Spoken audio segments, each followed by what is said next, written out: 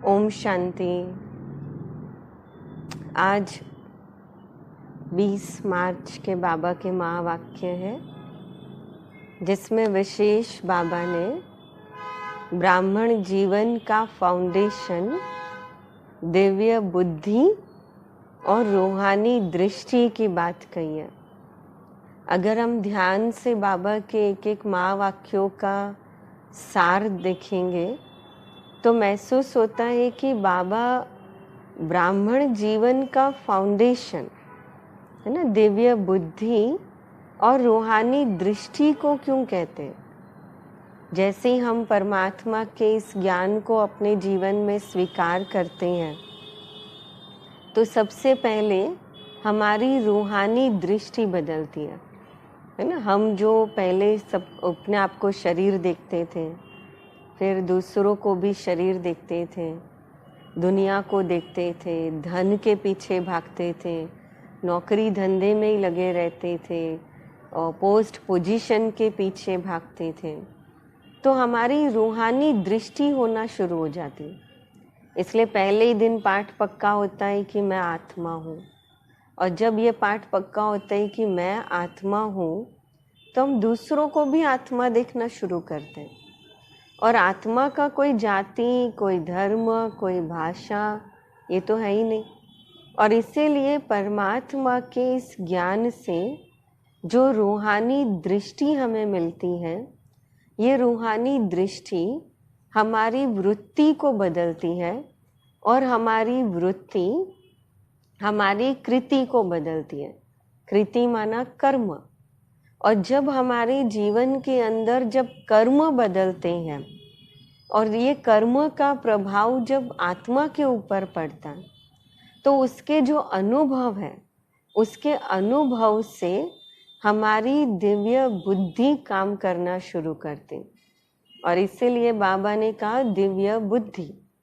दिव्य बुद्धि का अर्थ होता है कि परमात्मा जो एक दिव्य कह सकते हैं कि जो ज्ञान हमको देता है, जो दैवी गुण हमारे अंदर भरता है, तो इस दिव्यता को जब हम जीवन में धारण करते हैं और इस धारणा के आधार से या इस ज्ञान की समझ से फिर हमें जो निर्णय लेने की एक हमारी क्षमता बनती है, तो वो कहलाता है दिव्य बुद्धि। जैसे बुद्धि का काम होता है निर्णय लेना, और सही निर्णय लेना, सही समय पर लेना, ये बुद्धि का काम है। और इसीलिए आज पूरी मुरली के अंदर भी जैसे हमने देखा कि बाबा ने दिव्य बुद्धि की बहुत सारी विशेषताएं बताई कि ये जो दिव्य बुद्धि है, जिसको बुद्धि बल भी कहा जाता है। जैसे बाबा ने एग्जाम्पल दिया कि साइंस का बल है, तो साइंस का बल जैसे असंभव को भी संभव कर देता है, तो साइंस बल है वो बुद्धि बल है, पर ये दिव्य बुद्धि बल नहीं है। और परमात्मा ने जो हमको वरदान दिया वो दिव्य बुद्धि बल है। और इसीलिए इस दिव्य बुद्धि बल को बाबा ने श्रेष्ठ बल कहा। इसलिए जब इस दिव्य बुद्धि को हम यूज करते हैं या इसको परखने की बाबा ने जो विधि बताई कि भले हम स्वयं के प्रति, बाप के प्रति, या जैसे परमात्मा के प्रति या ब्राह्मण आत्माओं के प्रति भी जिस समय जो कर्म करेंगे या जो यथार्थ निर्णय हम लेते हैं, उस निर्णय के द्वारा हमें सफलता ज़रूर मिलती है। और बाबा ने विशेष ये मुरली में आज अंडरलाइन कराया कि इस दिव्य बुद्धि के बल द्वारा, जैसे पहले के समय के ऋषि मुनि जो होते थे, वो ऋषि मुनि शेर को भी उसकी जो हिंसक वृत्ति थी उसको भी भुलाकर साथी बना देते थे, खिलौना बना देते थे, अर्थात परिवर्तन कर देते थे।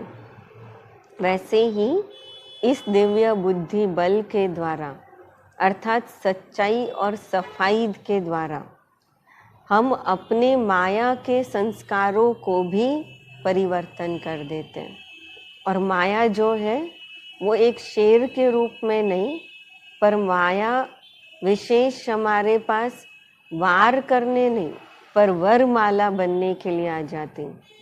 और इसीलिए तो परमात्मा ने आज पूरी मुरली के अंदर बार बार हमें ये चेक करने के लिए कहा कि मेरी दिव्य बुद्धि है।